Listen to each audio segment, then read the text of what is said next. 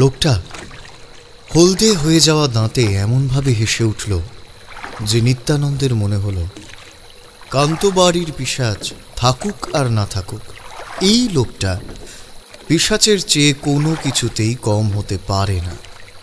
নিত্যানন্দ বলল, তোমাদের কথা আমি অনেক শুনেছি, কিন্তু এখানে কখনোই কোনো কিছু দেখিনি। বিশেষ করে রাতের বেলায় নদীর জঙ্গল থেকে আমি নিজে হেঁটে গেছি। আজ না হয় নৌকা নিয়েছি, একবার তো জঙ্গলের পথে এসেছিলাম। কান্তবাড়ির পিশাচ দেখা সবার কপালে নেই বাবু, সবাই দেখতে পায় না। আর যার ভাগ্য খুব খারাপ থাকে সে দেখতে পায়। আপনি দেখতে পাননি, আপনার কপাল। লোকটা আবারও হলদে দাঁত বের করে হাসল। নিত্যানন্দের মনে হলো লোকটার হাসি ছাড়া আর কোনো কাজ নেই। বইটা মারছে, নৌকো সামনে এগিয়ে চলেছে, কিন্তু তাতে যেন কোনো তাড়া নেই। নিত্যানন্দের একবার মনে হলো লোকটা যদি সত্যি সত্যি কান্তবাড়ির পিশাচ হয় আর এমন রূপ নিয়ে তার কাছে এসে সত্যি সত্যিই তার কোনো ক্ষতি করতে চায়। সত্যি সত্যি না হলে কি মিথ্যে বলছি আমি? একটা অজানা ভয় অনেকক্ষণ ধরে নিত্যানন্দের গোটা শরীর জুড়ে ছড়িয়ে পড়ছিল একটু একটু করে।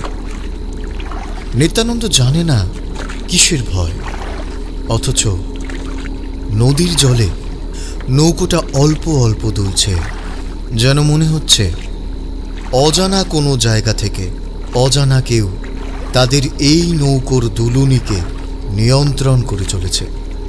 যেন অদৃশ্য দুটো হাত নৌকোটাকে একবার এদিকে একবার ওদিকে দুলিয়ে চলেছে। অন্য সময় হলে নিত্যানন্দ ভয় পেত না, কিন্তু এই নদীর জলে রাতের আঁধারে চারপাশটা নিকষ কালো হয়ে রয়েছে।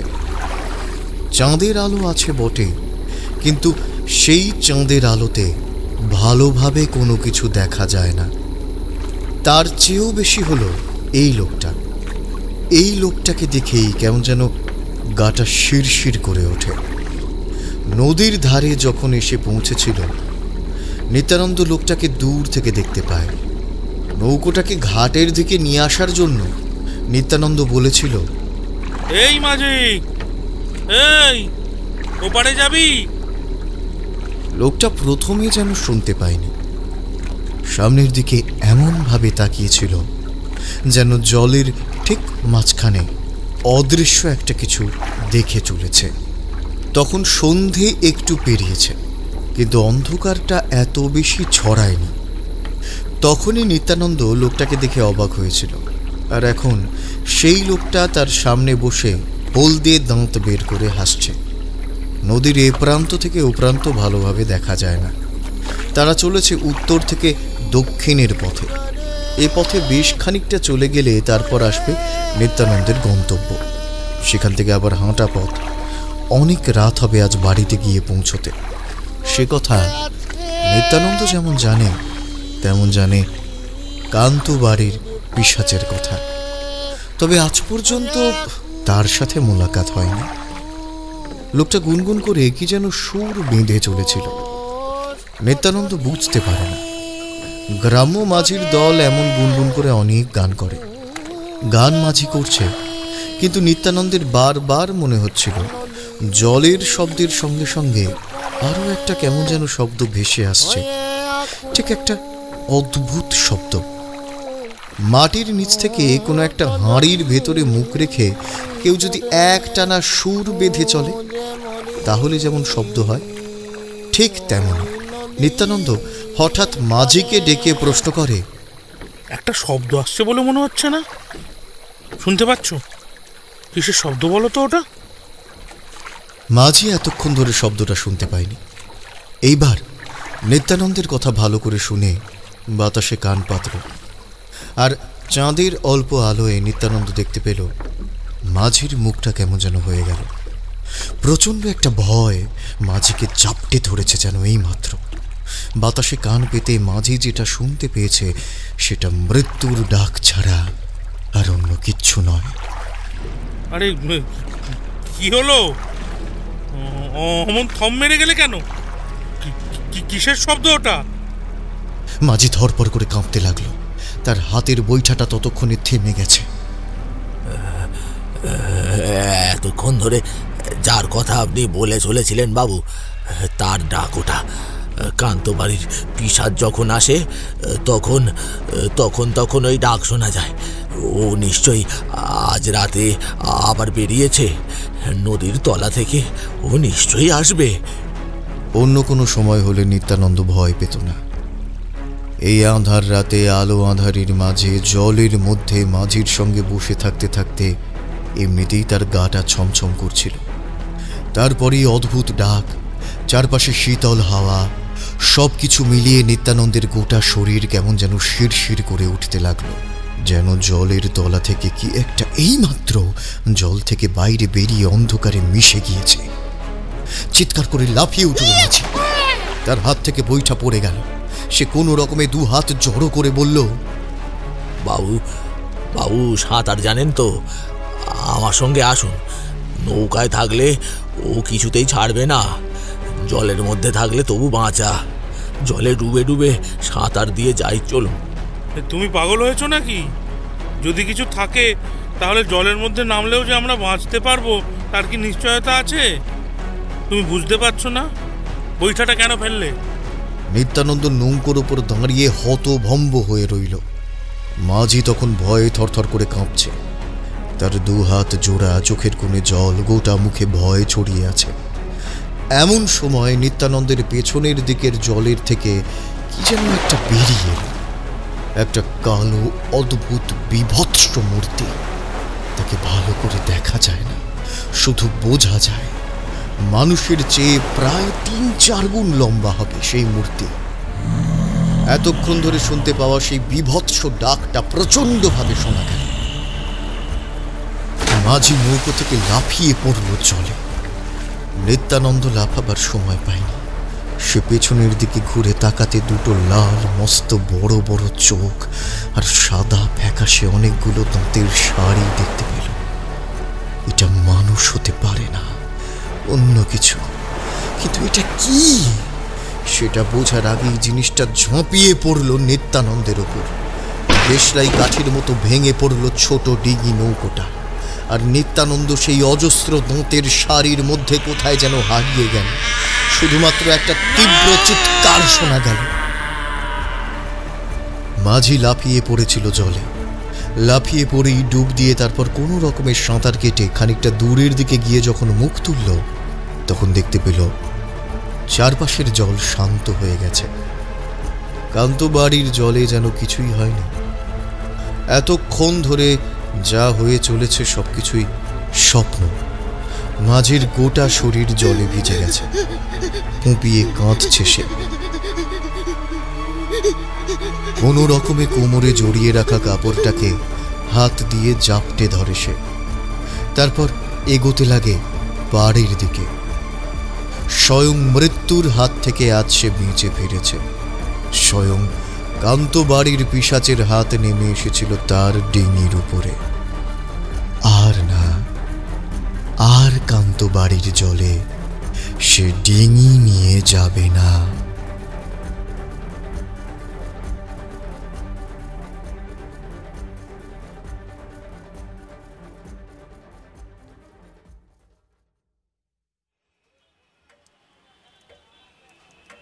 তোমরা শুধু ভূত প্রেতের কথা বলো। আরে বাবা, এখনো পৃথিবীর বুকে অনেক এমন জায়গা আছে, সেখানে এমন অনেক অদ্ভুত রহস্য আছে যার সমাধান করা আদৌ সম্ভব নয়। এমন কিছু রহস্যের সম্মুখীন আমি হয়েছি যেখানে সত্যি বলতে কি আমি কিছু বুঝেই উঠতে পারিনি। সে কথা স্বীকার করতে আমার কোনো লজ্জা নেই। আমার গুরুদেব আমাকে দীক্ষা দানের সময় বলেছিলেন, তারানাথ, তন্ত্র ক্রিয়া তন্ত্র সাধনা হলো এমন এক পুস্তকের মতো যার কোনো শেষ নেই। প্রতিদিন যখন সেই পুস্তকের একটা করে সাদা পাতা তোমার সামনে আসবে, সে পাতা তোমাকেই ভরতে হবে।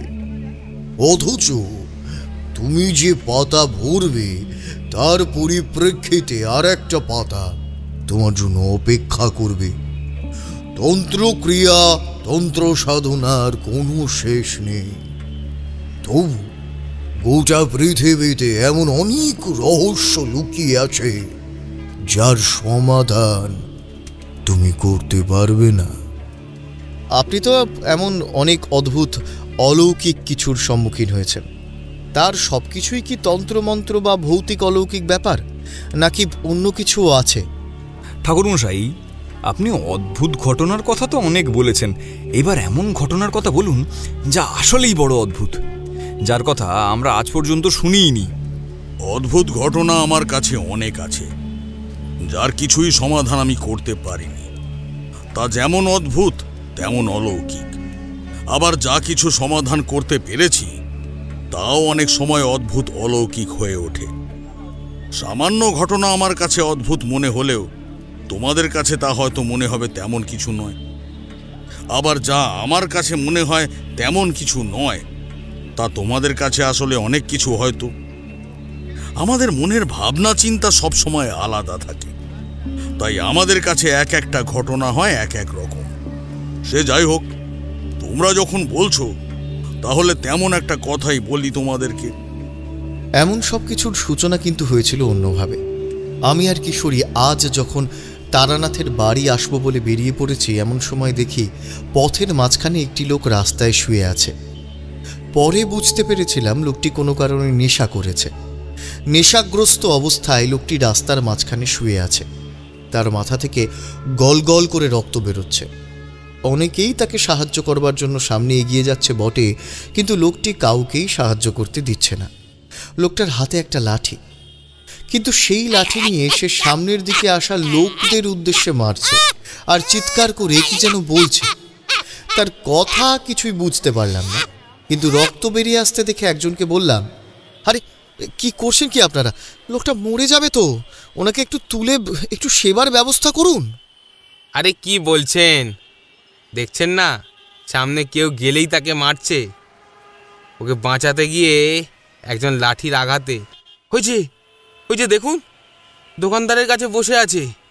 এবার বলুন তো কে বাঁচাতে যাবে ওকে?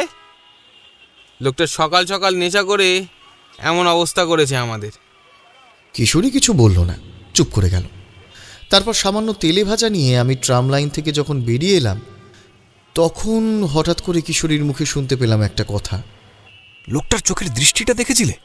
বড় অদ্ভুত।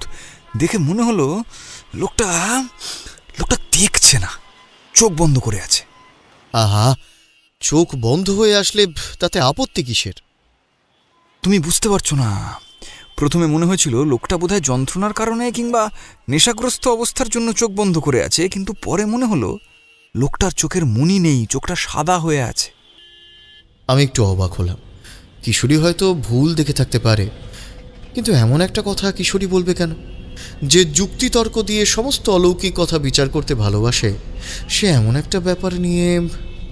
তাছাড়া কিশোরী তো আমায় কিছু বোঝাবার চেষ্টা করছে না, সে শুধু নিজে নিজেই সেটা নিয়ে পড়ে আছে। তারপর তারানাথের কাছে এসে কথাটা বলতেই তারানাথ বলল, হতে পারে তোমরা যা দেখেছো তা ভুল, আবার হতে পারে তোমরা যা দেখেছো তা ঠিক। সবার সবকিছু দেখার চোখ থাকে না, বুঝলে হে কিশোরী? কিশোরী কেমন যেন থম মেরে গিয়েছিল, প্রশ্নের উত্তর দিচ্ছিল না। তাছাড়া চট করে যেন কিছু বুঝতেও পারছিল না। অনেকক্ষণ পরে বলল, একটা ব্যাপার কিছুতেই বুঝতে পারলাম না ঠাকুরমশাই। লোকটা শেষে মনিহীন চোখে একবার আমার দিকে তাকিয়ে অদ্ভুতভাবে হাসলো মনে হলো, তারপরে আবার সে আগের মতোই করতে লাগলো। না মাত্র এক মুহূর্তের সময় আমার গোটা শরীরটা কেমন যেন শিরশির করে উঠেছিল। বাইরে বৃষ্টি পড়ছে। তারানাথের সামনে আমি আর কিশোরী বসে আছি, কিন্তু তারানাথের ধীর গলায় বলা কথাগুলো শুনে আমার কেমন যেন অস্বস্তি হলো। লোকটার মুখটা মনে পড়ে গেল। মাথা থেকে বেরিয়ে আসা রক্ত প্রায় মাথার পেছনে ছড়িয়ে পড়েছে। আর একটা অদ্ভুত দৃশ্য দেখেছিলাম। লোকটা নিজের হাতে সেই রক্ত মেখেছে, আর সেই রক্তমাখা হাতটা নিজের মুখের সামনে অদ্ভুতভাবে মাঝে মাঝে বাকিটার ভাবতে পারলাম না। তারানাথ বলল, দেখো, এমন অনেক কিছুই মাঝে মাঝে আমাদের চোখে পড়ে, তার পেছনে অদ্ভুত কিছু কারণ থাকতে পারে, কিন্তু তা আমরা চট করে বলতে পারি না। যাই হোক, তোমরা যা দেখেছো সেসব মনে রেখো না। অদ্ভুত ব্যাপার এর আগে আমি খুব কমই দেখেছি ঠাকুরমশাই। আপনার জীবনে তো অদ্ভুত ব্যাপারের গুনতি কম নেই। আপনি এটা নিয়ে বেশি কিছু ভাবছেন না, তবে আমরা ভাবব। তারপর কথায় কথায় শেষে তারানাথ তার এক অদ্ভুত অভিজ্ঞতার কথা বলতে শুরু করলো। বাইরে বৃষ্টি তখন কমে এসেছে। তারানাথ পাসিং শোয়ের প্যাকেট থেকে একটা সিগারেট বার করে তাতে অগ্নিসংযোগ করে পরপর 3 বার ধোঁয়া ছেড়ে নিয়ে বলল,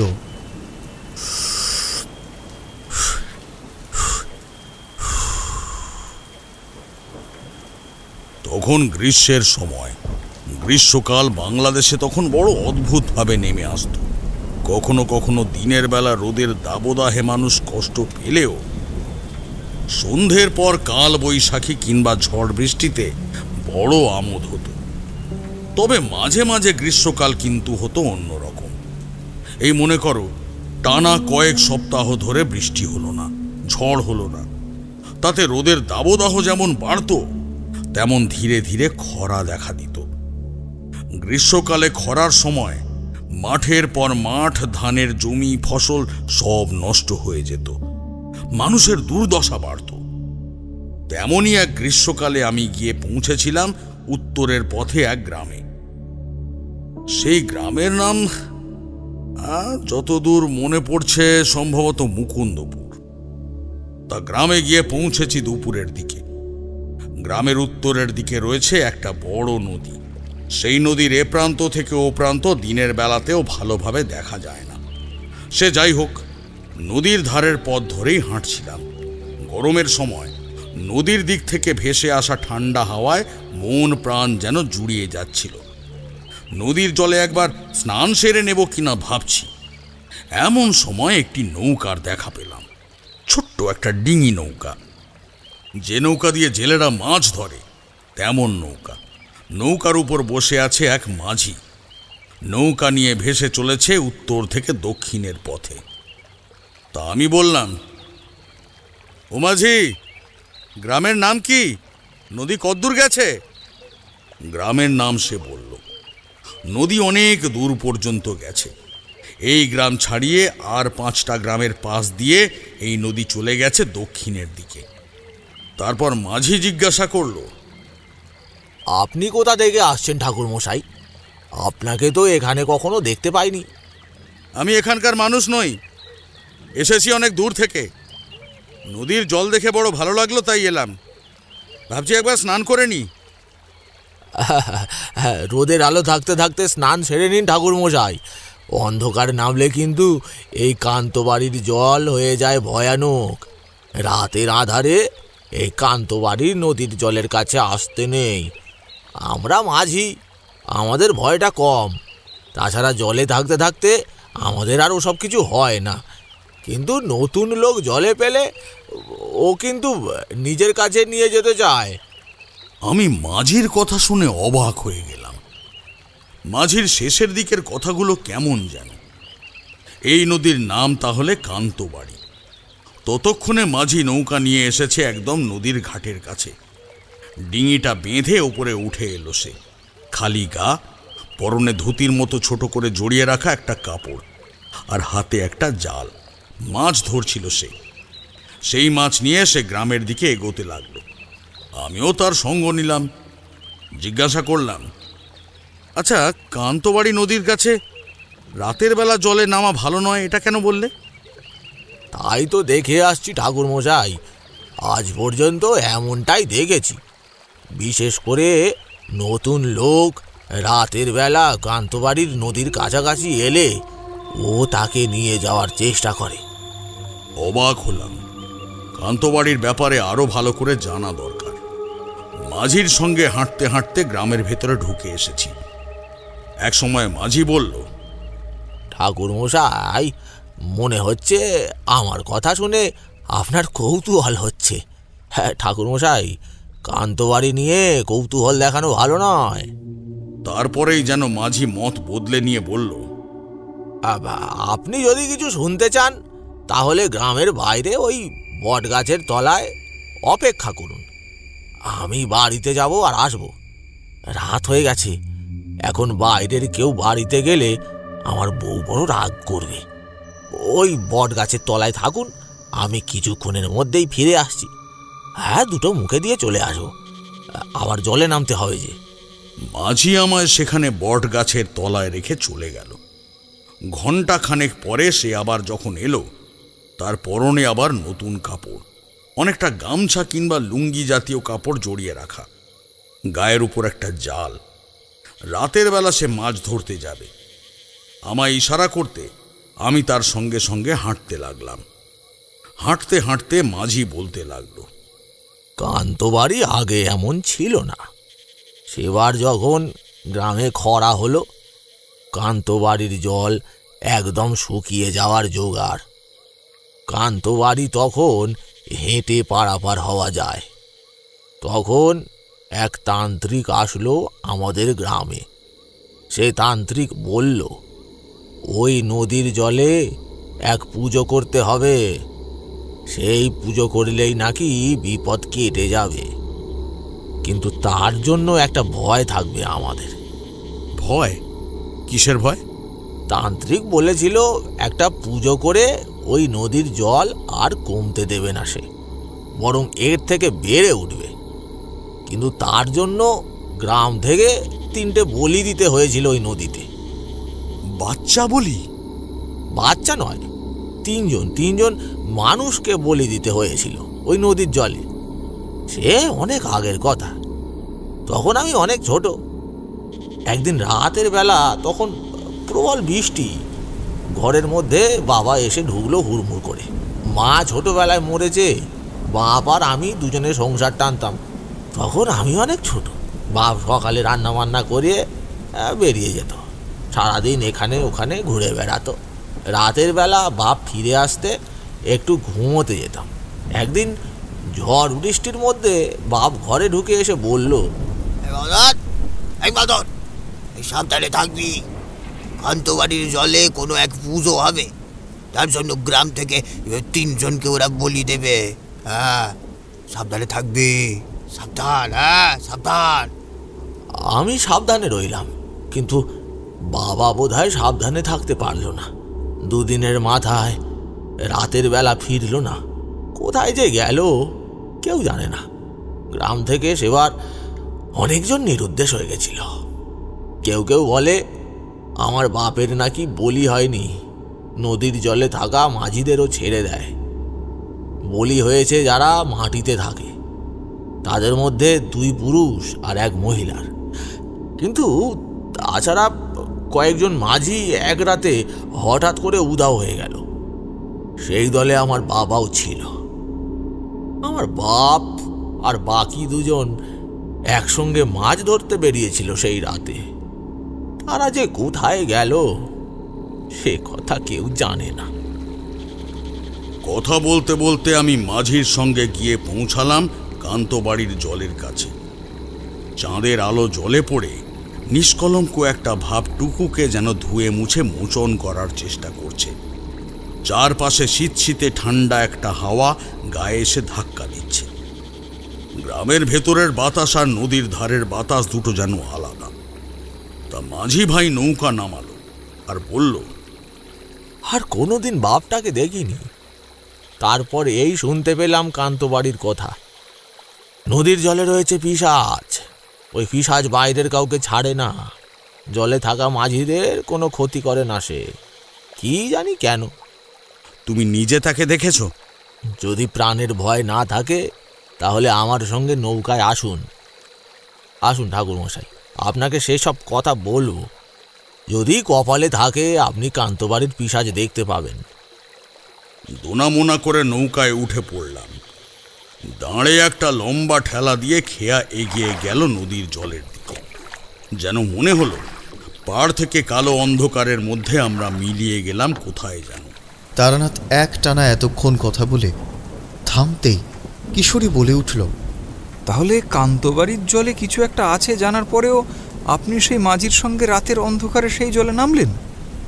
তাহলে কি আপনি ঠিক করে নিয়েছিলেন কি আছে সেটা দেখবেন? সব সময় সব কিছু স্থির করা যায় না, বুঝলে। মাঝে মাঝে অনেক কিছু এমনি এমনি হয়ে যায়। তখন সেখান থেকে চলে গিয়ে আমি যেতাম কোথায়? নদীর ঘাটের কাছে থাকতে হতো। গ্রামের দিকে গেলেও এত রাতে কারোর বাড়িতে আশ্রয় পেতাম কিনা ঠিক নেই। তাই গল্পটা শোনার একটা কৌতূহল ছিল। মাঝিকে আবারও পাবো কিনা ঠিক নেই। গ্রামে এসেছি একটা বিশেষ কারণে। ওই গ্রাম থেকে 2 গ্রাম দূরে এক সাধুর সন্ধান রয়েছে। শুনেছি সেই সাধুর নাকি অনেক ক্ষমতা। তাই তার সন্ধানে ওদিকে গিয়েছি। এখানে তো বেশি সময় নষ্ট করা যাবে না। তাই রাতের মধ্যে মাঝির সঙ্গে থেকে কান্তবাড়ির গল্পটা শুনে তারপর ওখান থেকে চলে যাব। মনে মনে এমনটাই ভেবেছিলাম। মাঝি খানিকটা এগিয়ে গিয়ে আবার বলতে শুরু করলো। ধীরে ধীরে যারা ছোট ছিল তারা বড় হলো। কান্তবাড়ির উপর দিয়ে বয়ে গেল অনেক বর্ষার জল। আমরাও বড় হলাম। বাপের কথা একেবারেই ভুলে গেলাম। শুধু বাবা নয়, কান্তবাড়ির জলে যে 3 জন মাঝি নিরুদ্দেশ হয়েছিল তাদের কথাও ভুলে গেলাম। এমনকি গ্রাম চোখে যারা উধাও হয়েছিল সেই রাতে, তাদের কথা কেউ আর মনে রাখলো না। মানুষ নিজেরটা খুব ভালো বোঝে। নিজেরটা হয়ে গেলে পরের কি হলো সেসব কথা কেউ বোঝে না। রক্তের সম্পর্কের দামই ওরা জানে না, আর অন্য মানুষের কথা তো দূরের কথা। অবাক হয়ে গেলাম। মাঝির মুখে এমন একটা কথা আমি আশা করতে পারিনি। প্রশ্ন করে জানলাম, গ্রামে এক পুরোহিত মশাই আছে। সেই পুরোহিত মশাইয়ের কাছে সে মাঝে মাঝে যায়। পুরোহিত মশাইয়ের কাছে শুনে অনেক কিছু মনে রেখেছে সে। একদিন রাতে এক বাবুর সঙ্গে দেখা হলো। বাবু বলল, এ যাবে এখান থেকে 3 গ্রাম দূরে। এই আমাদের গ্রামের ওই দিকে রাস্তা ধরে সে গরুর গাড়িতে এসেছে। আগে আসার কথা ছিল, কিন্তু গরুর গাড়ির সামনের পথে যেতে পারবে না। আমাদের গ্রামের ভেতরে পথ অনেক ছোট। তখন সন্ধ্যা হয়ে গেছে। আমি বাবুকে বললাম, বাবু, রাতের বেলা কান্তবাড়ির পথে না যাওয়াই তো ভালো। ও নিয়ে তোকে ভাবতে হবে না, পয়সা দেব। আমায় আজ রাতে কান্তবাড়ি পৌঁছে দিতে পারলে তুই যা চাইবি তার বেশি পাবি। টাকার কথা নয় বাবু, মাস 2 আগে এক বাবু এসেছিলেন, তাকে নিয়ে যাচ্ছিলাম। আমার ডিঙিও গেল, সে বাবুও মরল। সাঁতার কেটে কোনো রকমে যান বাঁচিয়ে ফেলেছিলাম। দেখ, আগে কে এসেছিল সেই রাতে তা আমি জানি না, কিন্তু আমায় যদি নিয়ে যাস তো দিনে যা দাম আছে সেই দাম আমি পুরো তুলে দেব। বাবু কিন্তু কিছুতেই শুনল না। বাবুর পোশাক আশাক দেখে মনে হলো বেশ বড় লোক। হাতে সোনার আংটি, গলায় সোনার চেন। কোনো একটা কাজে তাকে যেতে হবে। কি কাজ সেটা বাবু খুলে বলল না। টাকার লোভেই হোক কিংবা বাবুর বারবার কথা শোনানো হোক, একসময় রাজি হয়ে গেল। মনে মনে আকাশের দিকে তাকিয়ে হেসে বললাম, হ্যাঁ, ক্ষতি হলে তোমারই হবে বাবু। কান্তবাড়ির পিশাচ মাঝিদের গায়ে হাত দেয় না। তারপর ডিঙি ছেড়ে প্রায় মাঝামাঝি পর্যন্ত এসেছি। যেতে হবে অনেকটা পথ, সময় লাগবে। বাবু কিন্তু বারবার তাড়া দিয়ে চলেছে। তার কোনো বিশেষ কাজ নাকি সেখানে রয়েছে। আমিও দ্রুত গতিতে নৌকা চালিয়ে চলেছি নদীর মাঝখানের পথ ধরে। এমন সময় হঠাৎ করে বাবু চমকে উঠল। তাকিয়ে দেখি চাঁদের অল্প আলোয় বাবুর পেছনের দিকের ডিঙির কাছটা কে যেন শক্ত করে ধরে রয়েছে। আমি অনেক চেষ্টা করেও দাঁড় টেনে সেই ডিঙি সামনের দিকে এগিয়ে নিয়ে যেতে পারি না। ধাক্কা দিয়ে ডিঙিটাকে ঘোরাবার চেষ্টা করলাম, তাতে কাজ হলো। ডিঙি একদিকে ঘুরতেই বাবুটা টাল সামলাতে না পেরে ডিঙির এক পাশে কাত হয়ে গেলেন। তাই চিৎকার করে আমায় দুটো বাজে কথাও বললেন। কি করছিস, কি দেখে চালাতে পারিস না? সত্য সব। আমি কি করব, কে যেন আটকাচ্ছে মনে হলো না। জলে জলে কিছু ছিল, তাতেই আটকেছে। তুই চালা। বাবু ডিঙি চালাতে বলল, আমি দাঁড় টানলাম। দাঁড় টেনেই চলেছি, কিন্তু নৌকা আর সামনে এগোই না। বাবু এক সময় বিরক্ত হয়ে আমার হাত থেকে দাঁড়টা টেনে নিয়ে জলের মধ্যে মারতে যাবে। এমন সময় দেখি ডিঙির এক পাশ থেকে উপরের দিকে উঠে আসছে অদ্ভুত হাতের মতো কি সব জিনিস। ঠাকুর মশাই, এটা মানুষের হাত নয়। কোনো মানুষের হাতের আঙুল অমন অত লম্বা হতে পারে না। হাতের আঙুলের নখ নেই, লকলকে সাপের মতো তার আঙুলগুলো। ডিঙির এক পাশটা খামচে ধরেছে। আমি তো চমকে উঠলাম, চিৎকার করে বললাম, আপনাকে আগেই বলেছিলাম বাবু, কান্ত বাড়ির জলে রাতের বেলা অন্য কারোর পা পড়লে ও মেনে নেয় না। ওটা কি ওটা? ওটা হাত হতে পারে না। মাঝি, মাঝি, তুই আমায় বাঁচা, তুই আমায় পারে নিয়ে চ। আমি কি করব? তখন কতবার করে বললাম, কতবার করে আপনাকে বললাম, আমার ডিঙিতে উঠবেন না, উঠবেন না। শুধু আমার ডিঙিটা মাঝখান থেকে আজ আবার যাবে। তার মানে এর আগেও তোমার ডিঙি ভেঙেছিল? আর এর আগেও কোনো বাবুকে তুমি পার করেছিলে? এর আগেও অনেক বাবু এসেছিল।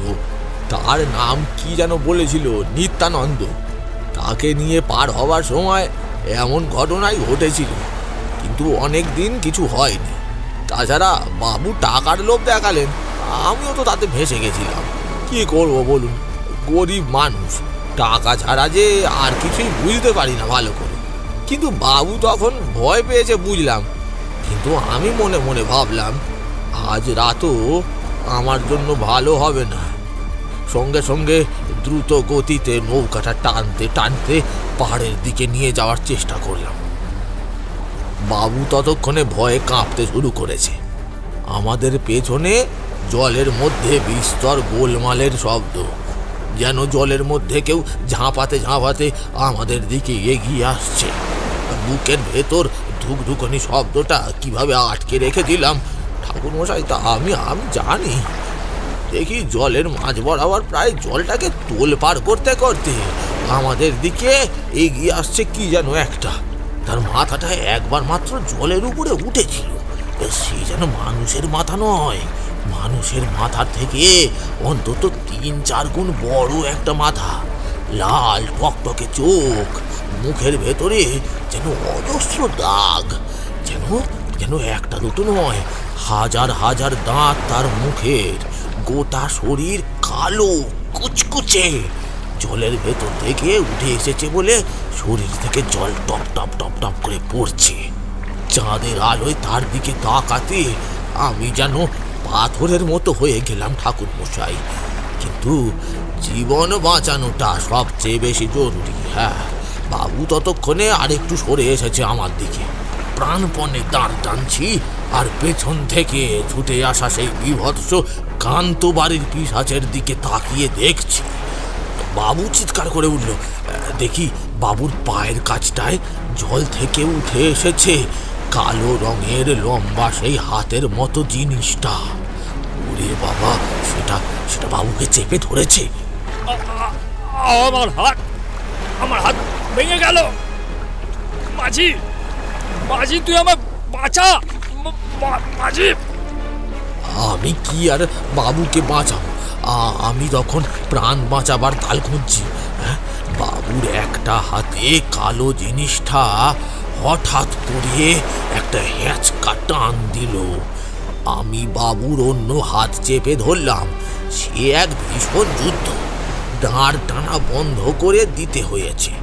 বাবুর হাত ধরে টানছি, আর অন্যদিকে বাবুর হাতটাকে জড়িয়ে ধরে টানছে সেই কালো মতো জিনিসটা। এক সময় হঠাৎ টান মনটা হালকা হয়ে গেল। তাকিয়ে যা দেখতে পেলাম তাতে তাতে আমার বমি চলে এলো। বাবুর হাতের মাঝামাঝি জায়গা থেকে রক্ত মাংস যেন এইমাত্র কেউ খুবলে নিয়েছে। গোটা হাতের হাড় আর লাল টকটকে রক্ত মাংস ঝুলে রয়েছে এখানে ওখানে। সেই কালো জিনিসটা হাত জড়িয়ে টানতে গিয়ে তার চামড়া আর মাংস যেন দা দিয়ে চেঁচে নেওয়ার মতো তুলে নিয়ে গেছে। আমি বাবুকে টেনে আনলাম ডিঙির কাছে। বাবুর হাতের প্রচন্ড যন্ত্রণায় তখন কাটা ছাগলের মতো চিৎকার করছে। আমি তার মুখটা চেপে ধরলাম, বললাম, বাঁচতে হলে চুপ করে থাকুন, আমার সঙ্গে চলে আসুন। কথাটা বলতে বলতে ডিঙিটাকে কোনো রকমে এক পাশে নিয়ে এলাম। দেখতে পেলাম পাড়ে চলে এসেছি। তাড়াতাড়ি জলে নামলাম। হাঁটু পর্যন্ত জল। ডিঙিটাকে টানতে টানতে পাড়ের আরো কাছে নিয়ে এলাম। ডিঙিতে বাবু তখনও শুয়ে রয়েছে, যন্ত্রণায় চিৎকার করছে। হবে না, হাতের চামড়া মাংস সব তুলে নেয় যদি, তাহলে সে চিৎকার তো করবেই। বাবুর চিৎকারটা শুনলাম। আমি পাড়ের কাছে গিয়ে ডিঙির দড়িটা একটা গাছের গায়ে বেঁধে ফিরে আসতে যাব, এমন সময় ডিঙির দিকে তাকাতেই বুকের ভেতরটা যেন হিম হয়ে গেল। কোথায় ডিঙি? দড়িটা শুধুমাত্র জলে ভেসে রয়েছে, যেন থরথর করে কাঁপছে সেটা। চাঁদের আলোয় জলটুকু দেখা যায় শুধু। চাঁদের আলো জলের উপর পড়ে চিকচিক করে উঠতেই সেই দড়িটা আস্তে আস্তে ভেসে উঠতে লাগলো উপরের দিকে। জলের ঠিক সেইখানে প্রচন্ড আলোড়ন দেখতে পেলাম দুই একবার।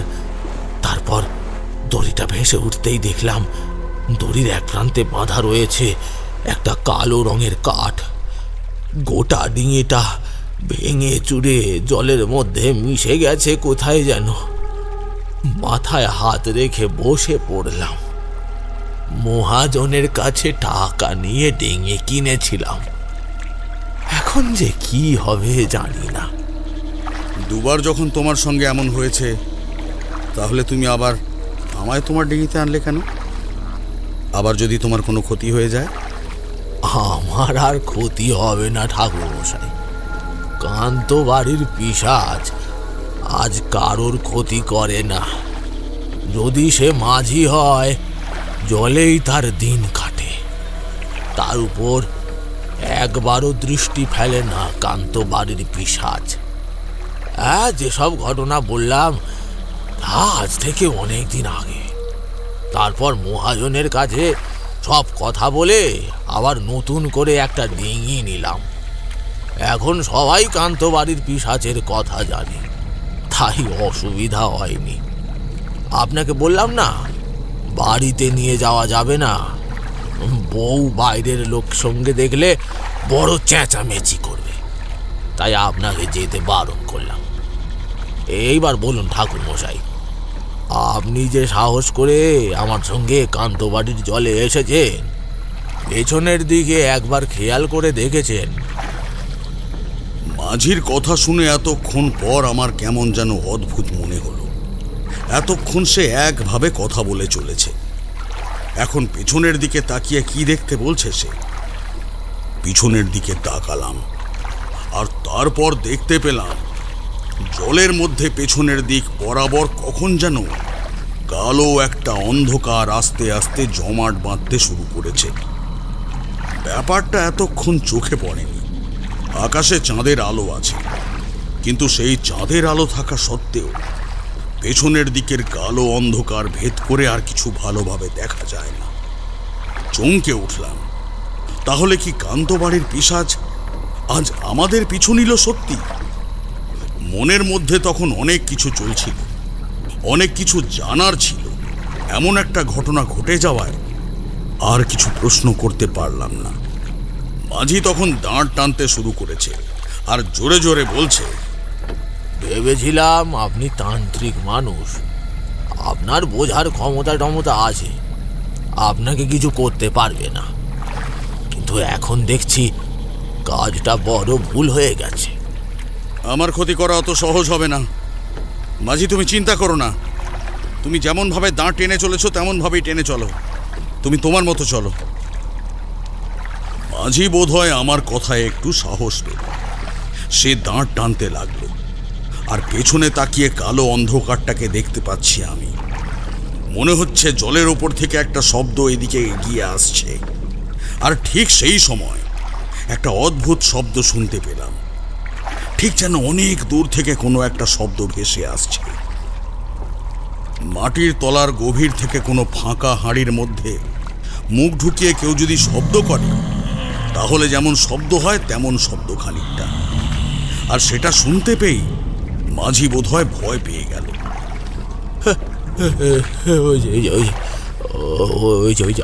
আসছে, আমি ঠিক ভেবেছি, ওই যে আসছে। ভুল হয়েছে আজকে, আমার বড় ভুল হয়েছে। আমি পেছনের দিকে তাকিয়ে রইলাম। মাঝির কথা শোনার মতো ইচ্ছা কিংবা সময় তখন কোনোটাই আমার হাতে নেই। আমায় বুঝতে হবে আসলে ওটা কি। অন্ধকারের মাঝে দুবার যেন লাল রঙের চোখের মতো কিছু একটা দেখতে পেলাম, কিন্তু জলের শব্দের সঙ্গে সঙ্গে সেটা বারবার মিলিয়ে যাচ্ছে। বুঝতে পারছি সে সোজাসুজি আসছে না, মাঝে মাঝে জলের ভেতরে প্রবেশ করছে, আবার বাইরে বের হচ্ছে। কান্তবাড়ির পিশাচের কথা যদি সত্যি হয়, তাহলে ওটা মানুষ তো নয়, এমনকি কোনো সাধারণ প্রেত কিংবা অন্য কিছু নয়। তাকে এক কথায় পিশাচ বলা যায় না, তাকে বলা যায় অন্য কিছু। কি বলা যায়? মাঝে মাঝে তন্ত্রের মাধ্যমে অন্য জগৎ থেকে ভূত, প্রেত, পিশাচের মতো অনেক নিম্ন স্তরের প্রাণীদের ডাকা যায়। তারা আসলে ভূত প্রেত কিছুই নয়, তারা হলো অন্য জগতের অতি নিম্ন স্তরের কিছু প্রাণী, যারা আসলে কি তা আমিও জানি না, কিন্তু তারা বড় ভয়ানক হয়। মাঝি নৌকো চালিয়ে চলেছে, আমাদের পেছনে পেছনে সে আসছে। আমি প্রাণপণে বোঝার চেষ্টা করছি আসলে সেটা কি, কান্তবাড়ির পিশাচ নাকি অন্য কোনো সাধারণ পিশাচ। যে তান্ত্রিক তাকে এখানে এনেছে সেই তান্ত্রিকের ক্ষমতা নিশ্চয়ই অনেক বেশি ছিল, কিন্তু এটাও শুনেছি এই সমস্ত নিম্ন স্তরের প্রাণীদের মাঝে এমন কিছু ক্ষমতা থাকে যেগুলো আমাদের ভালো কাজে লাগে। হয়তো তেমন কিছুই হয়েছে। মনে মনে মধুসুন্দরী দেবীকে স্মরণ করলাম, তারপর একটা গোপন মন্ত্র পড়ে নদীর জল থেকে খানিকটা জল তুলে নিয়ে গোটা শরীরে ছড়িয়ে দিলাম। কি মনে হতে মাঝির গায়েও সেই জল ছড়িয়ে দিলাম। এই মন্ত্রপুত জল গায়ে থাকা অবস্থায় অশরীরী কোনো শক্তি কিংবা অন্য কিছু এত সহজে সরাসরি আক্রমণ করতে পারবে না। মাঝির মুখে এই প্রথমবার সামান্য হাসি দেখতে পেলাম। সে বলল, ভুল মানুষকে নৌকায় তুলিনি তার মানে? ঠাকুর মশাই, আমার মনে হয়েছিল সেই লোকটি আপনার কথাই বলছে, আপনিই পারবেন। এত কিছুর মধ্যেও মাঝির কথা শুনে আমি কিন্তু অবাক হয়ে গেলাম। পেছনে তখনও সে আসছে। কালো অন্ধকারে ভালোভাবে দেখা যাচ্ছে না, কিন্তু তার মধ্যেও আমি বললাম, কার কথা বলছো বলো তো? কে এসেছিল? আর বলবেন না সাধু বাবা, তাকে কি আমি চিনি? একটা পাগল মতো লোক, হাতে একটা লাঠি, উস্কো খুস্কো চুল, বয়সে ওই 24 থেকে 26 মতো হবে। একদিন নদীর ধারে ডিঙির উপর বসে আছি, জাল ছাড়ছি মাছ ধরবো বলে। এমন সময় লোকটা সেখানে এসে বসল, একভাবে আমার দিকে তাকিয়ে রইল। তার মুখে আবার হাসি। প্রথমে দেখে আমার তো বিরক্ত লাগলো, কাজের সময় এসব আবার উটকো কি ঝামেলা। তাও আমি বললাম, কি চাই? হ্যাঁ, এখনো মাছ ধরা হয়নি। যদি মাছ চাই তাহলে অপেক্ষা করতে হবে। অপেক্ষা তো করতেই হবে। সে আসবে, সে ঠিক আসবে। আর সে যখন আসবে তখন কান্তবাড়ির জলে নামলেই বুঝতে পারবে। কিন্তু কিন্তু আমায় তো এখন এখানে থাকতে হবে। থাকো না, তা আমায় বলছো কেন? আজ রাতে তোমার ডিঙি নৌকোটা একবার দেবে আমায়? ওই ডিঙিতে আমি ঘুমোবো, বুঝলে? ঘুমিয়ে স্বপ্ন দেখতে হবে, তাহলেই তো সব বুঝতে পারবো। অনেক দিন হলো ওইখানে আছে, এখান থেকে ওকে নিয়ে যেতে হবে তো। প্রথমে তার কথা শুনে একটু রাগ হচ্ছিল, তারপর বুঝতে পারলাম সে অন্য কিছু বলছে না, সে কান্তবাড়ির পিশাচের কথা বলছে। কৌতূহলী হয়ে আমি জানতে চাইলাম, কে তুমি? মনে করো আমি তোমার মতন কেউ। আমি শুধু তোমায় বলতে এসেছিলাম, তোমার ডিঙিটা আমায় দাও না, রাতের বেলা ঘুমোবো। বাধ্য হয়ে রাতের বেলা তাকে ডিঙিটা দিলাম। রাতের বেলা ডিঙি আমি জলে রাখি না, কিন্তু সে আমায় জলে রাখতে বলল। আমায় নিশ্চিত করে বলল, কাল সকালে এলে ডিঙি আমি ওখানেই পেয়ে যাব। আমিও কেমন যেন তাকে বিশ্বাস করেই বাড়িতে ফিরে গেলাম। পরদিন সকালে এসে দেখি ডিঙিটা সেখানে নেই। মনে মনে নিশ্চিন্ত হলাম। আর তারপরেই মনে পড়ল সেদিন রাতের বেলা একটা স্বপ্ন দেখেছিলাম। সেই স্বপ্নের মধ্যে দেখেছিলাম এক লাল কাপড় পরা সাধু আমার ডিঙিতে এসে বসেছে, আর তারপর তাকে নিয়ে কান্তবাড়ির জলে আমি ভেসে যাচ্ছি। তার মানে এই কারণেই তুমি আমায় এত আগ্রহ করে কান্তবাড়ির জলে রাতের বেলা ডিঙিতে চাপাবে বলে নিয়ে এসেছো, তাই তো? মাঝি হেসে ফেলল। আর ঠিক তখনই দেখতে পেলাম সেই কালো লম্বা মতো হাতটা ডিঙির পাড় বরাবর উঠে আসছে উপরের দিকে। আমি মনে মনে ভাবলাম, তাহলে কি ডিঙি ডুবিয়ে দেবার চেষ্টা করবে সে? মাঝি চিৎকার করে উঠল, কারণ ততক্ষণে ডিঙির এক পাশটা ভেঙে পড়েছে নদীর জলের কাছে। তার মানে মাঝির কাছে যে এসেছিল সে অমর জীবন ছাড়া অন্য কেউ হতে পারে না, আর সে আপনার সেখানে যাওয়ার আগাম পূর্বাভাস দিয়ে গিয়েছিল, তাই না ঠাকুরমশাই? কথাটা মিথ্যে বলনি, সত্যি তাই হয়েছিল। কিন্তু অমর জীবন যে কি বলতে চেয়েছিল তা আমি বুঝতে পারলাম না। অমর জীবন তাকে বলেছিল আমি এসে পৌঁছানোর পরে সবকিছু ঠিক হয়ে যাবে। কিন্তু কিভাবে হবে? অন্য জগতের নরক থেকে উঠে আসা সেই অদ্ভুত প্রাণীর সঙ্গে মোকাবেলা আমি করব কিভাবে সেটাই বুঝতে পারছিলাম না। কিন্তু ডিঙিটা উল্টে যাওয়ায় মাঝি গিয়ে পড়েছিল নদীর জলে। আমিও টাল সামলাতে না পেরে জলে গিয়ে পড়লাম। গরমের সময় হলেও রাতের বেলা জল যেন ভীষণ ঠান্ডা। কান্তবাড়ির নদীর জলে স্রোত অনেক বেশি, সেই স্রোতে আমরা দুজনে ভাসতে লাগলাম। আমি গ্রামের ছেলে, ছোটবেলায় সাঁতার শিখে নিয়েছিলাম। সাঁতার কেটে কোনো রকমে মাঝিকে উদ্দেশ্য করে আমরা একটা পাড় বরাবর এগোতে লাগলাম। আর ঠিক তখনই মনে হলো আমাদের পেছনে জলের মধ্যে শব্দ করে কেউ এগিয়ে আসছে। কথা বলার সময় নেই, সাঁতার কাটছি। মাঝি চিৎকার করে বলল, বাঁচতে হলে জলের তলায় ডুব দিয়ে চলুন। উপলব্ধি করলাম আমি তারানাথ তান্ত্রিক। আমি অনেক বিপদের মোকাবিলা করেছি, তার সামনে দাঁড়িয়ে তাকে নিজ হাতে আটকাবার চেষ্টা করেছি। আজ আমি এই অচেনা অজানা জায়গায় মাঝির সঙ্গে সাঁতরে বিপদ থেকে দূরে পালাবার চেষ্টা করছি। কেন করছি তা তোমরা বুঝতে পারবে। যাকে ভালোভাবে দেখা যায় না, বোঝা যায় না সে আসলে কি, যাকে অনুভব করা যায় না, তখন তার থেকে দূরে পালাতেই হয়, তার মোকাবেলা করতে নিয়ে। মনে মনে মধুসুন্দরী দেবীকে স্মরণ করে চলেছি। হঠাৎ করে একটা অদ্ভুত কথা মনে পড়ে গেল। আশ্চর্য, এই এতক্ষণ সময় পেয়েছে অথচ আমাদের আক্রমণ তো করেনি। ঠিক যেই আমরা ডিঙি থেকে নিচে পড়ে গেছি তারপরেই কিন্তু সে আমাদের পিছু নিয়েছে এমনভাবে। না, কথাটা যেন মাথার মধ্যে কেউ বলে গেল। কিছু একটা আমি বুঝতে পারছি না। তখন বোঝার মতো সময় থাকে না ঠাকুরমশাই, তখন প্রাণ নিয়ে পালাতে পারলেই হয়। যাকে আটকানো যায় না তার হাত থেকে দূরে সরাই ভালো। তখন সেটাই করেছিলাম, আর করতে গিয়ে ব্যাপারটা হঠাৎ করে অনুভব করলাম। আমরা যত বেশি ভয় পাচ্ছি যেন তার ক্ষমতা ততই বাড়ছে। কথাটা মনে হতেই মাঝিকে থামতে বললাম। মাঝি, মাঝি, ভয় পাওয়ার দরকার নেই, এমনি সাঁতার কাটো, এমনি সাঁতার কেটে পাড়ের দিকে চলো।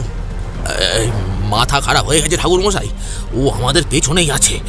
আমরা থেমে গেলে ও আমাদের ধরে ফেলবে। আমার কথা শোনো, আমার কথা ভালো করে শোনো, তাহলে বুঝতে পারবে। আমার মনে হয় আমরা যত ভয় পাবো তত ও আমাদের পিছু নেবে।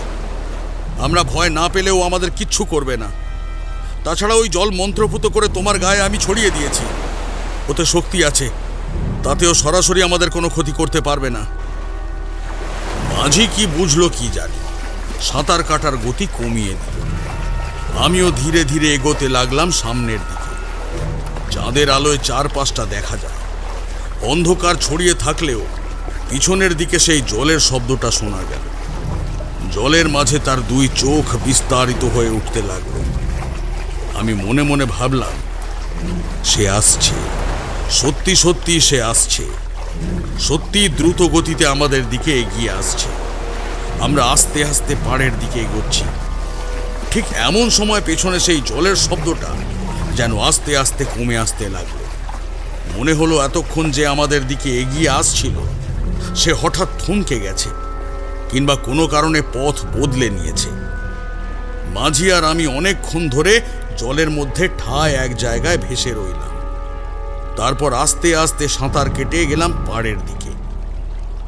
জল থেকে পাড়ে উঠে দুজনেই তখন মাটিতে শুয়ে প্রাণপণে হাঁপাচ্ছি। মাঝি হাসি কান্না মেশানো গলায় বলল, অবিশ্বাস্য, অবিশ্বাস্য ঠাকুরমশাই, ঠাকুরমশাই, আপনি পেরেছেন, আপনি পেরেছেন, আপনি পেরেছেন ওর হাত থেকে বাঁচতে। প্রথমবার প্রথমবার কান্ত বাড়ির জল থেকে কেউ বেঁচে ফিরল, তাও তাও আবার অন্য গাঁয়ের অচেনা মানুষ। আজ কিন্তু আমাদের শেষ হয়নি। আমি তাকে হারাতে পারবো না, এখান থেকে সরিয়ে দিতেও পারবো না। অর্থাৎ তুমি অমর জীবনের কাছে যা শুনেছ তা সত্যি হলেও আংশিক সত্যি। আমাকে তুমি স্বপ্নে দেখেছ, অর্থাৎ আমার জায়গায় অন্য কোনো তান্ত্রিকও থাকতে পারে যে তাকে এখান থেকে সরিয়ে নিয়ে যাবে। মাঝি অবাক হলো, কিছু বলল না। আর কিছু বলার মতো ক্ষমতা তার ছিল না। সেই রাতটা আমরা সেখানেই কাটিয়ে দিলাম। পরদিন সকালে অন্য এক ডিঙি নৌকায় করে ফিরে গেলাম গ্রামে। মাঝির সঙ্গে সেদিনই বেরিয়ে পড়লাম। 2 গ্রাম জুড়ে সেই তান্ত্রিকের খোঁজ করতে করতে পেয়েও গেলাম। তান্ত্রিক সব কথা শুনে বলল, বুঝেছি, কান্তবাড়ির জলে আসলে কি আছে তা আমি বুঝেছি। আমি অপেক্ষাতেই ছিলাম, তোমাদের অপেক্ষাতে। আমায় সে খবর দিয়েছিল তোমরা এখানে আসবে। তারপরেই তোমাদের সঙ্গে গিয়ে আমি সেই কান্তবাড়ির জলের পিশাচের মোকাবিলা করব। সাধু বাবা, আপনাকেও কি তাহলে অমর জীবন নিজেই খবর দিয়েছিল? ওর নাম কি আমি জানি না, আমি সে কথা প্রশ্ন করিনি। একদিন সন্ধ্যের দিকে এই গাছের তলায় বসে আছি। বিকেলে এক পশলা বৃষ্টি হয়ে গেছে, শীত শীত হাওয়া দিচ্ছে, আমি বসে আছি। এমন সময় একজন এসে দাঁড়ালো, হাতে একটা লাঠি, যেন আমাকে দেখতেই পায়নি। এমন ভাবে গাছের চারপাশে মাটির উপর মাপতে লাগলো। অনেক মানুষই অনেক কিছু করে, সেসব দেখে আমি কখনোই উদ্গ্রীব হই না। আমিও হলাম না, চুপ করে দেখতে লাগলাম। কাজ শেষ করে সে আমার কাছে দাঁড়াল, বলল, ও আছে ওই নদীতে, চলে যেতে হবে সবাইকে। ওকে ওখান থেকে নিয়ে যেতে হবে যে, অনেকদিন তো হলো। কাকে নিয়ে যেতে হবে বাবা? অনেকদিন কার হলো ওখানে? তুমি তো সবই জানো, তাও কেন জিজ্ঞাসা করছো? কিন্তু এবার তুমি একা গেলে হবে না, তোমার সঙ্গে আমার সঙ্গে ওকেও যেতে হবে। হ্যাঁ, ওকেও যে যেতে হবে। ঈশ্বরের যেখানে ইচ্ছে সেখানে নিয়ে যাবে, তাতে আমার আপত্তি কিসে? তুমি আর এমন সময় এখানে থেকো না, এ জায়গা ভালো নয়। তাছাড়া রাতের দিকে শিয়াল বেরোয়, তুমি ফিরে যাও। কোথা থেকে এসেছো? আমি এসেছি অনেক দূর থেকে। যে কারণে এসেছি তা না হলে যে অকল্যাণ হবে। সবকিছু হয়ে গেলে তারপর আমি ফিরে যাব। এখন আমি আসি, আমায় আবার ঘুমোতে হবে যে। এলোমেলো কথা, ভালোভাবে কিছুই বুঝতে পারলাম না, কিন্তু এটা বুঝতে পেরেছিলাম কিছু একটা হতে চলেছে। তখনই বুঝেছিলাম আমার কাছে কেউ আসবে। আর আজ যখন তোমরা এলে, তখন তোমাদের দেখে তার কথাই প্রথমবার মনে পড়ল। অমর জীবন আবার সে আমার আগে এসে আমার আসার অগ্রিম বার্তা দিয়ে গেছে।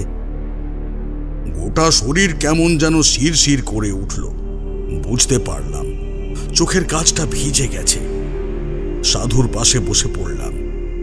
মাঝি কিছু বুঝল না, সাধু বোধহয় কিছু বুঝেছিল। আমাকে একটু জল খেতে দিল।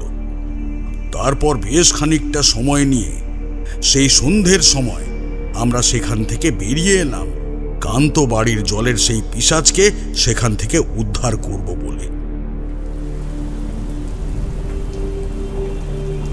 বাইরে বৃষ্টিটা আবার ঝমঝমিয়ে নেমেছিল। আমি আর কিশোরী রুদ্ধশ্বাসে অপেক্ষা করছি কি হয়েছে তা শোনার জন্য। এমন এক বিপদ যাকে ভালোভাবে দেখা যায় না, ভালোভাবে অনুভবও করা যায় না, তার সঙ্গে মোকাবিলা করার জন্য তারানাথ, মাঝি আর আরও একজন তান্ত্রিক কান্ত বাড়ির পথে চলেছে। বড় অদ্ভুত এই গল্প। শুধু অদ্ভুত নয়, এমনই অদ্ভুত যার ব্যাখ্যা আসলেই হয় না। তারানাথ মিথ্যে বলেনি। আমরা অপেক্ষা করছি। তারানাথ আবার একটা পাসিং শো ধরিয়ে আকাশের দিকে তাকিয়ে রইল কিছুক্ষণ, তারপর বলতে শুরু করল। সেই তান্ত্রিক, মাঝি আর আমি নিয়ে আমরা তিনজনে মিলে গিয়ে পৌঁছালাম কান্ত বাড়ির নদীর পাড়ে। এটা কিন্তু সেই গ্রাম নয় যে গ্রামে মাঝি থাকে। এটা সেই গ্রাম যে গ্রামে আমরা তান্ত্রিকের দেখা পেয়েছিলাম। আগেই বলেছি, কান্তবাড়ির নদী আশেপাশের প্রায় 4-5টা গ্রাম পেরিয়ে দক্ষিণের দিকে চলে গেছে। যে ঘাটে আমরা এলাম সেটাকে আঘাটা বলাই ভালো। একটা উঁচু জমি, প্রায় হাঁটু সমান ঘাস পাতা জমে আছে। তার মাঝখান থেকে পায়ে চলার ছোট্ট একটা পথ। সেই পথ ধরে নামতেই দেখা গেল আঘাটা জায়গাটা। খানিকটা জল কাদার মতো হয়ে আছে। সেখানেই আমরা এসেছি। একটা ডিঙির ব্যবস্থা তান্ত্রিক নিজেই করে দিয়েছিলেন। এই গ্রামেরই একজনকে বলে তার ডিঙি নিয়ে আসা হয়েছিল ঘাটের কাছে। আমি, তান্ত্রিক আর মাঝি মিলে সেটির উপরে উঠলাম। ডিঙিটা বেশ বড়। মাঝি ডিঙি চালাতে চালাতে কান্তবাড়ির জলে এগোতে লাগলো অন্ধকার বরাবর। কতক্ষণ গিয়েছি মনে নেই। এক সময় দেখি তান্ত্রিক বিড়বিড় করে কি যেন বলছে। তাকিয়ে দেখি তান্ত্রিক মন্ত্র পড়ছে। আমি আর মাঝি দুজনেই সেইভাবে বসে রইলাম। একটু পরেই আমাদের চারপাশের বাতাসটার মধ্যে কেমন যেন একটা পরিবর্তন হতে লাগলো। আর তারপরেই দেখি জলের মধ্যে সেই আলোড়ন।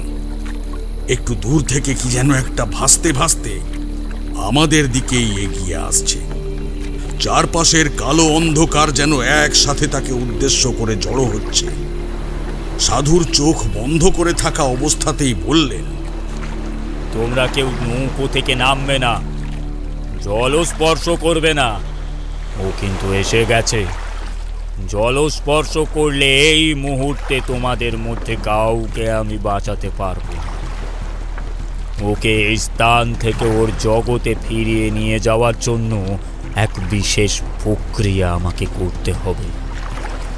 ডিঙি এগিয়ে চলে। তান্ত্রিক জলের উপর একটা হাত রেখে অন্য হাত আকাশের দিকে তুলে বনবন করে ঘোরাতে লাগলেন। আমি বুঝতে পারলাম এগুলো একটা প্রক্রিয়া। এই প্রক্রিয়া আমি এক সাধুকে এক সময় ব্যবহার করতে দেখেছিলাম। সে অবশ্য অনেক বছর আগের কথা।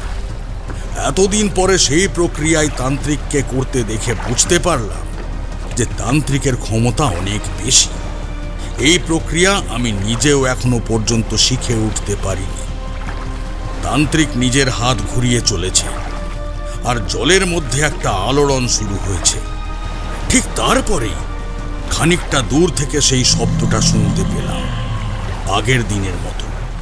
মাঝি চিৎকার করে বলল, ও এসেছে, ও এসেছে, আবার এসেছে, কান্তবাড়ির পিশাচ এসেছে।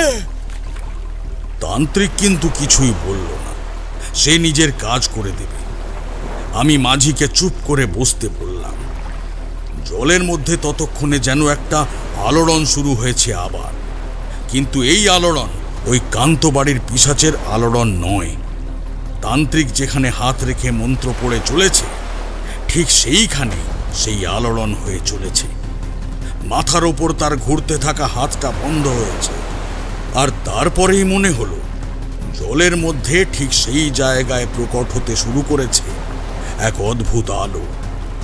সেই আলোর দিকে তাকাতেই যেন চোখের ভেতরটা ধাঁধিয়ে যেতে লাগলো। আর তারপরেই শুনতে পেলাম কান্তবাড়ির পিশাচের সেই ডাক। এই প্রথমবার চাঁদের আলোয় সামনের দিকে তাকিয়ে যা দেখতে পেলাম, তাতে আমি পর্যন্ত ভয়ে চমকে উঠলাম। জলের ওপরে কখন যেন উঠে দাঁড়িয়েছে একটা কালো রঙের ভীষণ বড় মূর্তি।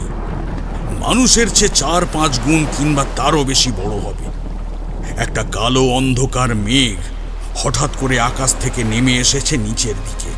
তার লাল দুটো চোখ এত বড় যে আমি বর্ণনা করতে পারবো না। মুখের ভেতর সাদা সারি সারি দাঁত, তার দুটো কালো লম্বাটে হাত যেন মাথার উপর ছড়িয়ে রয়েছে আকাশের দিকে। এতদিন তাকে অল্প অল্প করে দেখেছি, কিন্তু আজ এমনভাবে তাকে দেখতে পেয়ে আমি নিজে পর্যন্ত কেঁপে উঠলাম। মাঝি ভয় পেয়ে আমার পেছনে এসে দাঁড়ালো। তান্ত্রিক গম্ভীর গলায় বলল, ভয় পাওয়ার কিছু নেই। ও এখানে আটকা পড়ে গিয়েছিল। ও নিজের জগতে ফিরে যাওয়ার রাস্তা আমি তৈরি করে দিয়েছি। চলে আয়, চলে আয়। সেই বিভৎস কালো মূর্তিটা যেন হাওয়ায় ভাসতে ভাসতে এগিয়ে আসতে লাগলো আমাদের দিকে। আমি প্রাণপণে পাথরের মতো হয়ে দাঁড়িয়ে রইলাম। কোথায় তন্ত্র শক্তি, কোথায় দেহ বন্ধন? অশুভ শক্তি যদি কোনোভাবে ক্ষিপ্ত হয়, তাহলে তার হাত থেকে বাঁচা এত সহজ নয়। আমাদের সামনে থাকা সেই আলোটা একটু একটু করে বাড়তে লাগলো। সেই বিভৎস মূর্তিটা যতই সামনে এগোয়, ততই যেন আলোটা বাড়তে থাকে। এক সময় তান্ত্রিক একটা মন্ত্র উচ্চারণ করতেই সেই আলোটা যেন আরো উজ্জ্বল হয়ে গেল, যেন নদীর জল থেকে রাতের বেলা বেরিয়ে এসেছে একটা সূর্য। আর তারপরে সেই আলোর মাঝেই কালো অন্ধকারের সেই দলাটা কোথায় যেন মিলিয়ে গেল। এক মুহূর্তের মধ্যে নদীর জল থরথর করে কেঁপে উঠল। আমাদের ডিঙিটা আরেকটু হলে প্রায় উল্টে পড়েছিল। আবার তান্ত্রিকের গম্ভীর গলা শোনা গেল, বাড়ি ফিরে যায়, সেখানে গিয়ে তোমাকে সব কথা বলছি। আমি বুঝতে পারছি তোমরা সবাই অবাক হয়েছ। তার কথার উত্তর করার মতো ক্ষমতা তখন আমার ছিল না। কি বলবো? যাকে চোখের সামনে দেখেছি সে যে কোন জগতের প্রাণী তা বুঝতে পারছি, কিন্তু তার সঙ্গে এর আগে কখনো মোকাবিলা হয়নি। তাই তখনও চারপাশে তাকিয়ে দেখার চেষ্টা করছিলাম। মাঝির মুখে কোনো কথা নেই। তার বিস্ফারিত চোখ বুঝিয়ে দেয় আসলেই সে কতটা ভয় পেয়েছে, বা বলা যেতে পারে আমরা দুজন কতটা ভয় পেয়েছি। এরপরে আমাদের নৌকা নিয়ে আমরা গিয়ে পৌঁছালাম নদীর পাড়ের কাছে। তারপর কি হলো? তারপর আপনারা কি করলেন? সেই কান্তবাড়ির পিশাচ তার মানে সেখান থেকে তখন চলে গেল? তান্ত্রিকের সঙ্গে আমরা গিয়ে পৌঁছালাম নদীর পাড়ের কাছে। ডিঙি থেকে নেমেই তান্ত্রিক মন্ত্র পড়ে মাঝির গায়ে কি একটা যেন ছড়িয়ে দিল। আমি নিজেকে তখন সামলে নিয়েছিলাম বেশ ভালো করে। আমরা নদীর ঘাটের কাছেই বসলাম। আকাশে চাঁদের আলো রয়েছে, অন্ধকারে আর চারপাশটা ভেসে যাচ্ছে না। তান্ত্রিক ঠিক আমার দিকে তাকিয়ে বলল, তোমায় দেখেই বুঝেছি তোমার মধ্যে কিছু ব্যাপার আছে। এমন কিছু আছে যেগুলো তুমি নিজেও জানো না। তোমার ভবিষ্যতে অনেক কিছু হবে, বুঝলে? যাই হোক, আসল কথা বল। ও আসলে কোনো পিশাচ নয়। ও হলো অন্য জগৎ থেকে আসা নিম্ন স্তরের এক অদ্ভুত প্রাণী। ওর নাম তন্ত্রের ভাষায় নিমাকর। অতি নিম্ন স্তরের প্রাণী হলেও ও কিন্তু মানুষের সহজে ক্ষতি করে না, যতক্ষণ পর্যন্ত ওকে কেউ ভয় না পায়। ততক্ষণ পর্যন্ত তাদের ক্ষতি করারও চেষ্টাও করে না। বিশেষ করে যত মাঝি দেখতে পায় তাদেরও ক্ষতি করার চেষ্টা করে। যে জলে ও থাকে সেই জলের জীবনকে সে সংরক্ষিত করে রাখে। মনে করো এই কান্তবাড়ির জলেও থাকত। কান্তবাড়ির মাছ থেকে শুরু করে জলের সমস্ত প্রাণীকে সে ভালোভাবে সংরক্ষণ করে রাখবে। নদীর জলে যে সমস্ত মাঝিরা নৌকো চালায় তাদের কখনো কোনো ক্ষতি হতে দেবে না।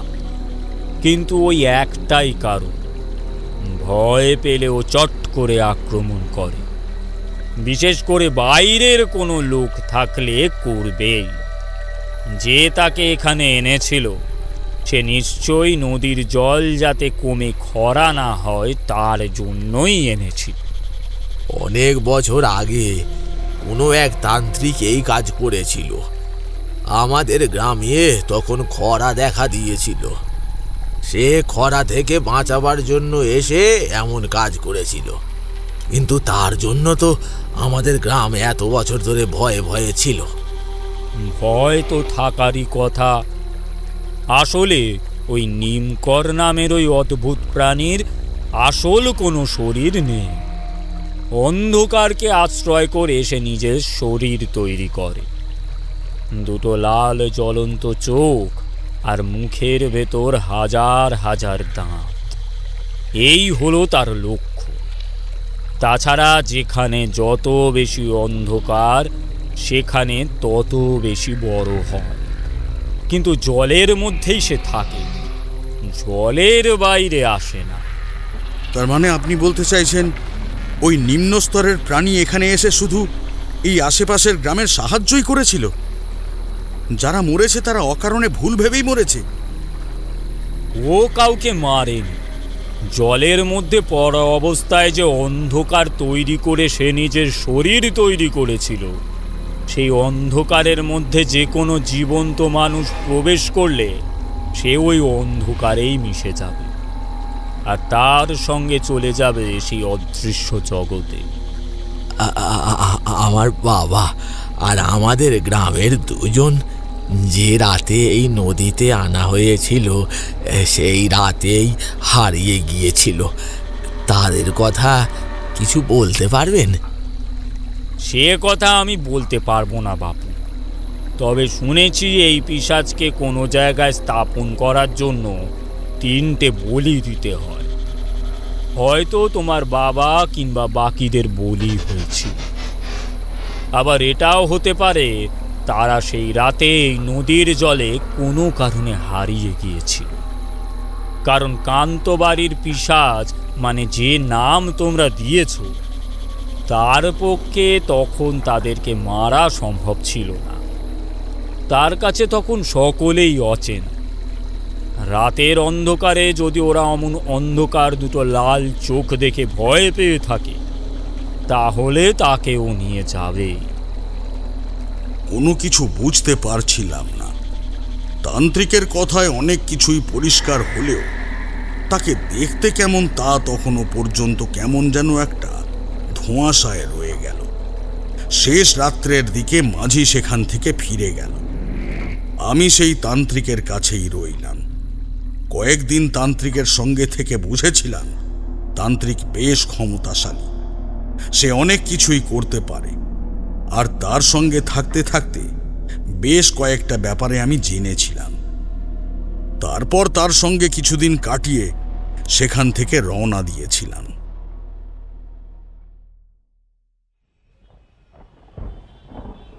তারানাথ গল্প শেষ করতেই আমরা উঠে পড়লাম। বৃষ্টি কমে এসেছে, ঝিরিঝিরি পড়ছে। আকাশের অবস্থা দেখে বোঝা যায় আবার বৃষ্টি আসবে, তাই আমরা পথে নামলাম। কিশোরী বলল, সত্যি ঠাকুরমশাইয়ের কাছে এলে মাঝে মাঝে মনে হয় এমন অদ্ভুত কিছু কথা শোনা যায় যার কোনো কিছুই বিশ্বাস করা যায় না, অথচ শুনতেও খারাপ লাগে না। তার মানে তুমি কোনো কথাই বিশ্বাস করলে না আজকে? সব কথাই হেসে উড়িয়ে দিলে? না হে, আজ সকালে যে দৃশ্য আমি দেখেছি তারপর এমন অদ্ভুত ব্যাপার হেসে উড়িয়ে দেওয়ার মতো ক্ষমতা অন্তত আমার নেই। আমি অবাক হয়ে তাকিয়ে রইলাম কিশোরীর দিকে। তার মুখটা কেমন যেন হয়ে আছে। বুঝতে পারছিলাম সকালের দৃশ্যটা এখনও তার মধ্যেই আছে। আমরা হাঁটতে লাগলাম। বলা যায় না সকালে দেখা সেই দৃশ্যটা আবার হয়তো দেখতে পারি। এমন সময় কিশোরী বলল, ওই দেখো ওই দেখো, ওই লোকটা না? সামনের দিকে তাকিয়ে দেখি ট্রাম রাস্তার উল্টো দিকে সেই লোকটাই দাঁড়িয়ে আছে। তার পরনের পোশাক বদলে গেছে, মাথার উপর একটা ব্যান্ডেজ করা। বোধহয় কেউ তাকে ডাক্তারখানায় নিয়ে গিয়ে ব্যান্ডেজ করে দিয়েছে। কিন্তু লোকটা এদিকেই তাকিয়ে। তার চোখের দৃষ্টি অদ্ভুত। সে যেন সোজা তাকিয়ে রয়েছে কিশোরীর দিকে। কিশোরীকে এমনভাবে কারোর দিকে তাকিয়ে থাকতে আমি এর আগে দেখেছি বলে মনে পড়ে না। আমি বললাম, কিশোরী, কি হলো? তুমিও তাকিয়ে আছো, আর লোকটাও কেমন অদ্ভুতভাবে তাকিয়ে আছে না? তুমি দেখতে পাচ্ছ তুমি? মনে হলো কিশোরীর ঠোঁটটা থরথর করে কাঁপছে। তার মুখ থেকে ফ্যাস ফ্যাসে শব্দ বেরিয়ে আসে। তখন আমি কিশোরীর গায়ে হাত রাখলাম, বললাম, আরে কি হয়েছে? তুমি অমন করছো কেন? তারপরেই একটা অদ্ভুত ব্যাপার হলো। একটা লোকের সঙ্গে লোকটার ধাক্কা লাগলো। সঙ্গে সঙ্গে তার যেন ঘুম ভেঙেছে। এমনভাবে সে এদিক ওদিক তাকিয়ে দেখলো, তারপরে রাস্তার এক পাশে চলে গেল। আমি কিশোরীর দিকে তাকিয়ে দেখলাম কিশোরী সামনের দিকেই তাকিয়ে রয়েছে। তার চোখে মুখে তখনও সেই আগের মতন একটা অদ্ভুত ভাব। লোকটার চোখের মনি ছিল না, কেমন সাদা ফ্যাকাশে চোখ বলে মনে হলো। তুমি দেখলে? আমি অবাক হয়েছিলাম অন্য কারণে, কারণ লোকটার চোখের মনি আমিও দেখতে পেয়েছিলাম, কিন্তু কিশোরী দেখতে পেল না কেন? কিশোরী, তোমার কি শরীর খারাপ লাগছে? চলো আমরা বাড়ির দিকে যাই। ওই দেখো ট্রাম আসছে, চলো চলো চলো, ওঠো। সত্যি কিশোরীর শরীর খারাপ লাগছিল, কপালে ঘাম জমা হয়েছে, তার নিঃশ্বাস বাড়ছে সামান্য একটা লোকের জন্য। কিন্তু এমনভাবে আজকের দিনটা এইভাবে এরকম কিছু ঘটবে আমি নিজেও ভাবতে পারিনি। কিশোরী আপত্তি করল না, তবে কিশোরীর এমন অদ্ভুত অসুস্থতায় আমি কিন্তু অবাক হয়ে গেলাম। তাড়াতাড়ি ট্রাম ধরে আমরা রওনা দিলাম বাড়ির দিকে। কিন্তু গোটা রাত লোকটার কথা কেমন যেন মাথায় রইল। চট করে বার করতে পারলাম না। মনে মনে বললাম, পরদিন যখন তারানাথের কাছে আসব তখন সেই লোকটার কথা অবশ্যই তাকে জানাতে হবে।